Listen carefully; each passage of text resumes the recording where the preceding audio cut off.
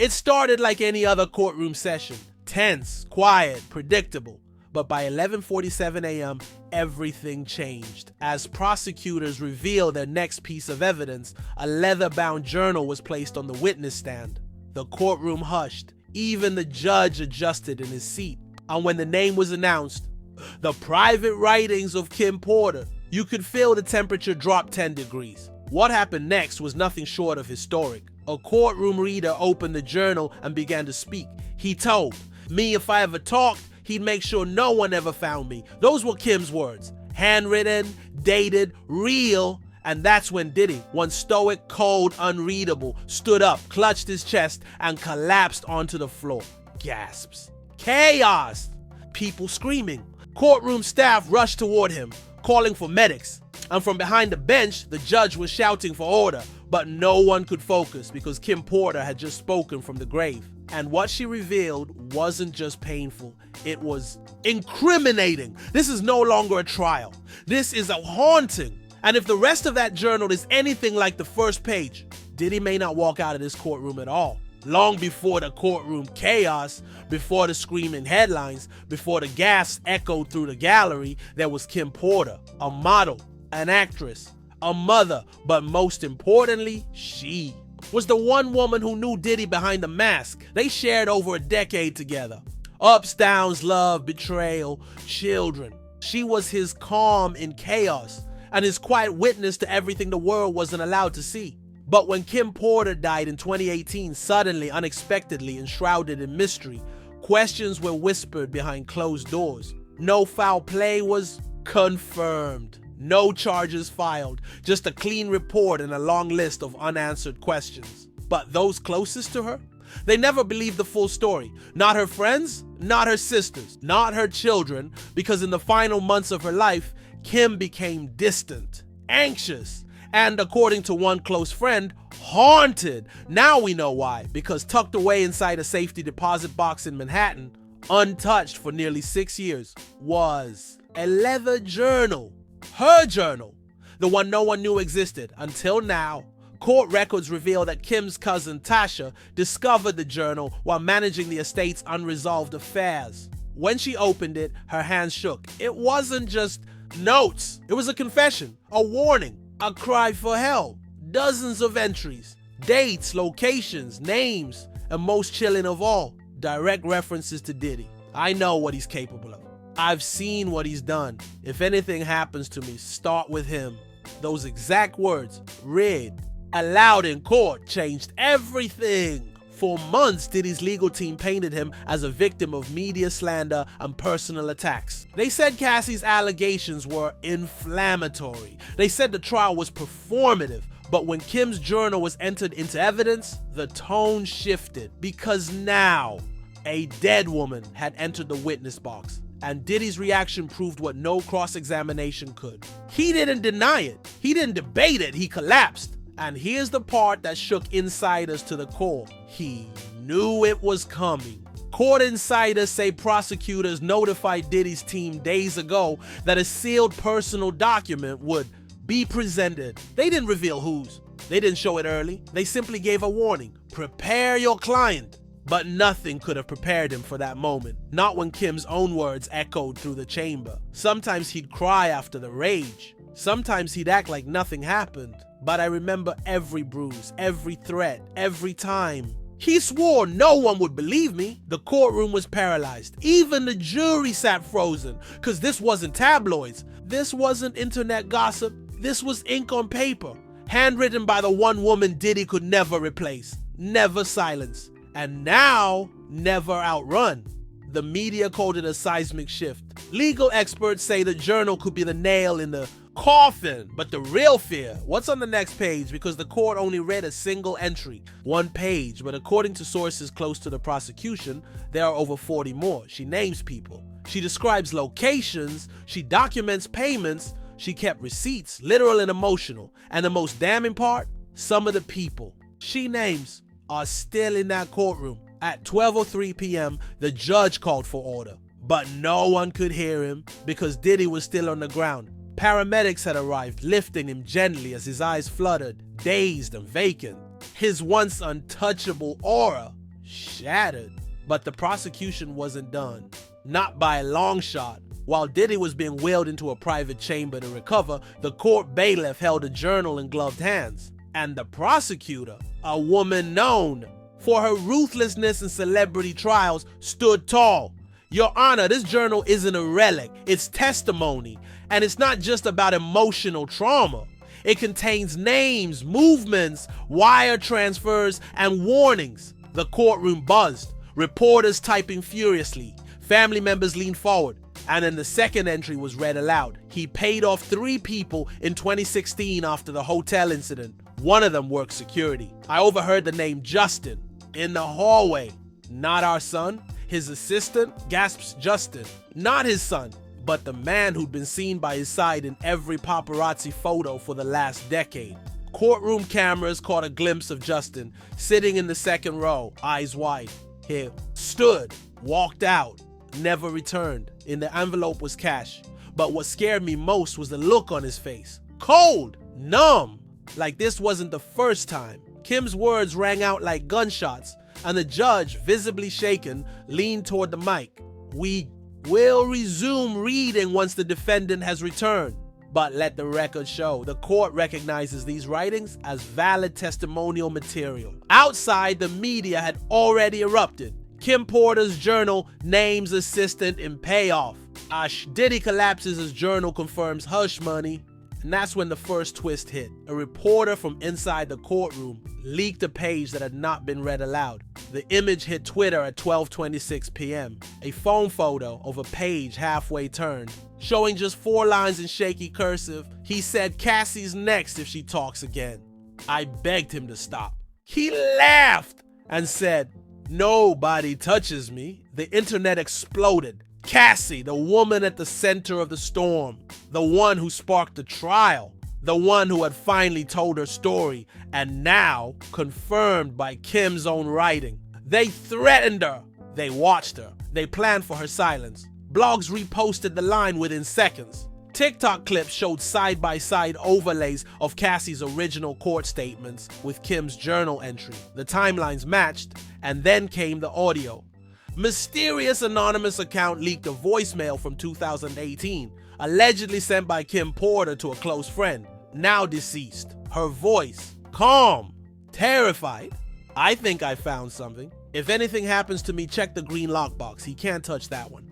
I'm putting everything there. Green lockbox." Found in her storage unit, the same one prosecutors had used to confirm the journal's chain of custody.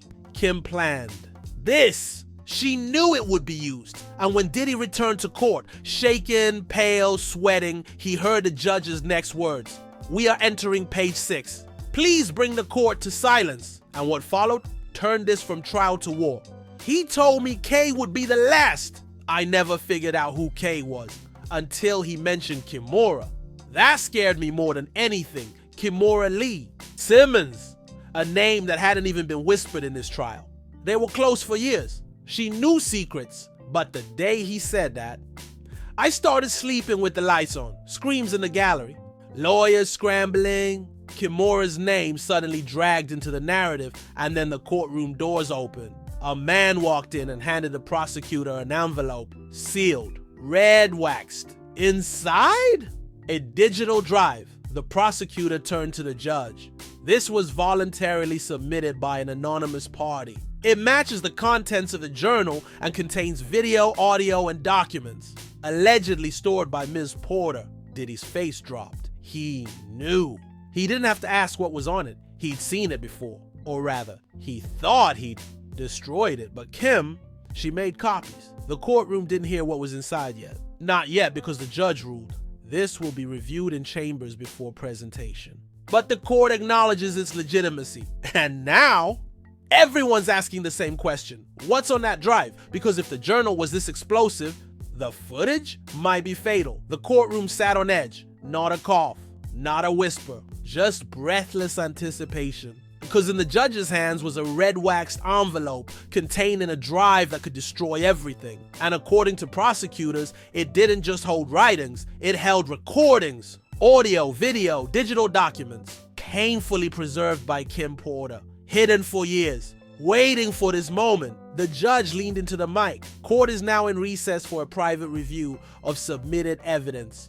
But no one left. Even as the judge exited, the courtroom held still because everyone knew something seismic was coming next. And when court resumed, it wasn't business as usual. We are now entering visual evidence, Exhibit 47. The lights dimmed, a monitor flickered. Grainy footage, a hotel hallway.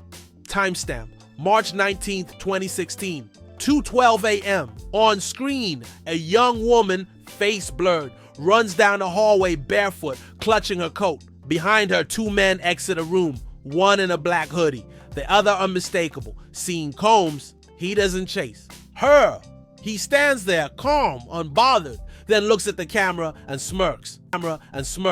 Courtroom gasps. Diddy's legal team jumps up. Your Honor, objection. We don't know the context of this footage, but the prosecutor fires back. We don't need context. We need the truth.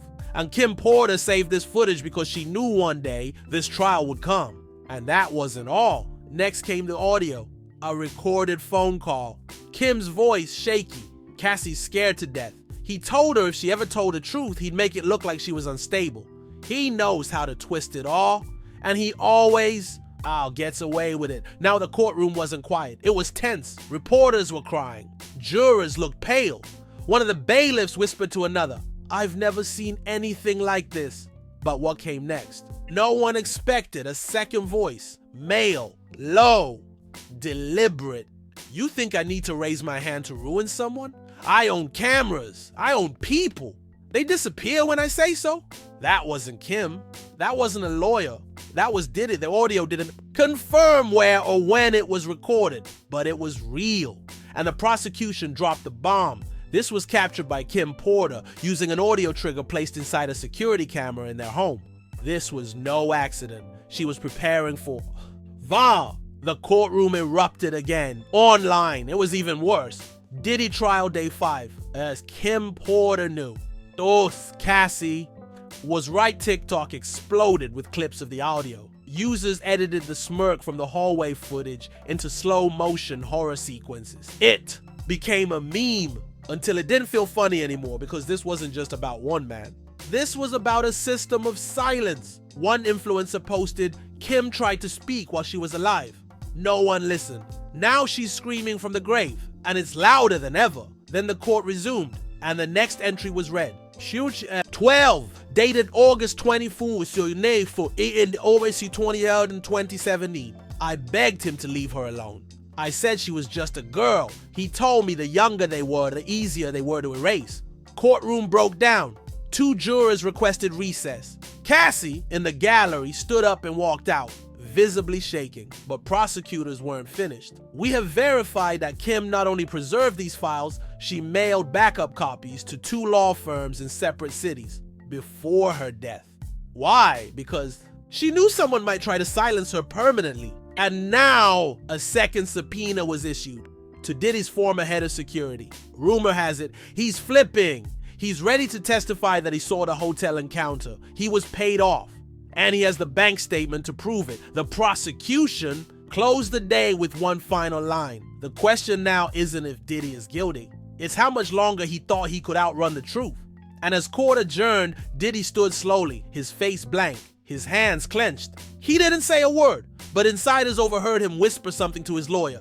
If she had this all along, why now? And that's the haunting truth. Because Kim didn't strike while she was alive. She waited, she planned, and now she's winning. By nightfall, the world had changed. This wasn't just a courtroom drama anymore. This was a cultural earthquake. Kim Porter's voice had shattered the silence, and no one could ignore her now. Headlines screamed across every platform. Kim Porter's journal flips trial on its head. Cassie flees courtroom as new tapes play. Diddy caught on audio threatening women. Trial spirals. Every news channel, podcast, and social feed turned toward the same question. How long has Diddy been hiding this? And how deep does the cover-up go? TikTok was a war zone. Users were crying, reacting, reenacting the journal entries word for word. The hallway footage already turned into a dark duet trend. Users voicing over Kim's words against his smirk. One creator said, "This isn't about clout. This is about the women we didn't believe." Until it was too late. Kim Porter was right. Short run justice, advocacy, vault footage, nurture survivor speaks millions of uses, hundreds of millions of views, and counting. But the industry, it started to fracture. 50 Cent, who once mocked Diddy in memes, posted something more serious. When the dead start speaking, God help the living. Meek Mill, who had remained neutral, deleted all photos with Diddy. Jay-Z's camp issued a rare statement. "We are shocked and disturbed by the evidence presented. We stand for truth and protection of women. Always." And the biggest shock? Madonna, yes, Madonna, reposted Kim Porter's last known red carpet photo with the caption, "Her silence was never consent." Rest in power. Suddenly, the power circle around Diddy started to disintegrate. Endorsement deals, frozen, streaming royalties, paused, brand partnerships, pulled within hours. Even Revolt, the company Diddy helped build, released a PR statement. "We are monitoring the legal proceedings closely and reevaluating all leadership structure." That same night, Revolt's board met without Diddy, and a leaked internal email showed the subject line: "Emergency Damage Control Protocol, Separation Strategy." He was being cut loose, but not everyone was abandoning him. A few old school artists defended him. Some questioned the timing, others called it a setup, but the damage was done. And from the public, there was no mercy. We believed in him for decades. Now we see what he really was. Kim Porter planned this. This was her justice letter. Cassie isn't alone anymore. She never was. Even longtime collaborators began distancing themselves. Producers refused to clear past samples. Radio stations pulled out hits off rotation. One host said live on air, "We can't bump I'll Be Missing You," knowing who he really made disappear. And inside the courtroom, prosecutors confirmed more names are coming. Kim's journalists, over a dozen associates who allegedly helped cover incidents. Security, publicists, even therapists. Now the industry isn't just panicking, it's bleeding. And while everyone fights to get off the sinking ship, Diddy is silent. His team released a cold 2-line statement. Mr. Combs is emotionally distressed and physically unstable. He will respond when the time is right. But the time is slipping away. Because now every headline ends the same. "Hey, Kim Porter speaks," and the world finally listens. Day 6 of the trial was supposed to be procedural. More evidence, more expert testimony, routine.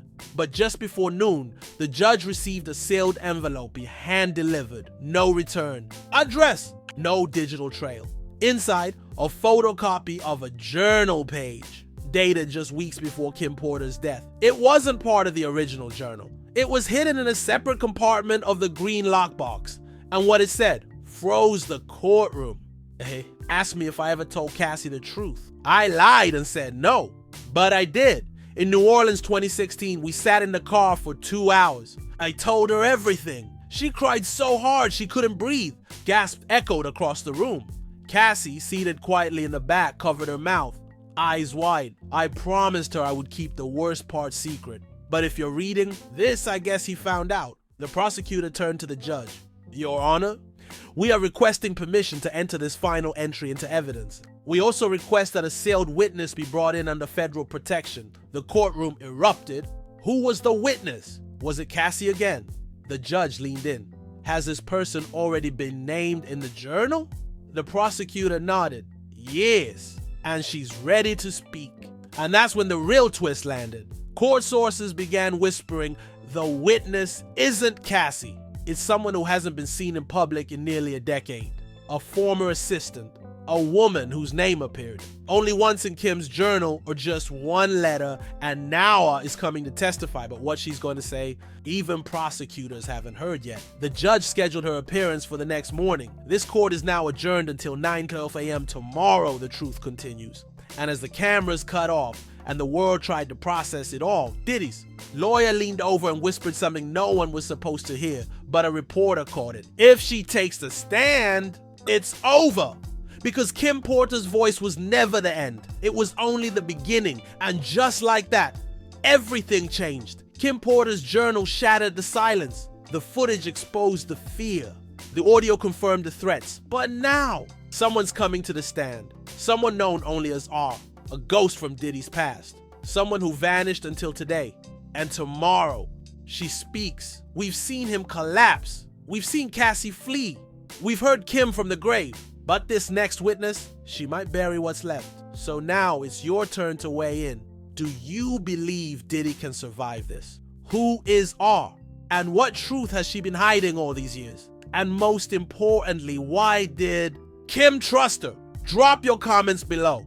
We want to hear everything. Your theories, your questions, your outrage. Because this is no longer just a trial. This is history unraveling. Make sure to like, subscribe, and hit that bell icon.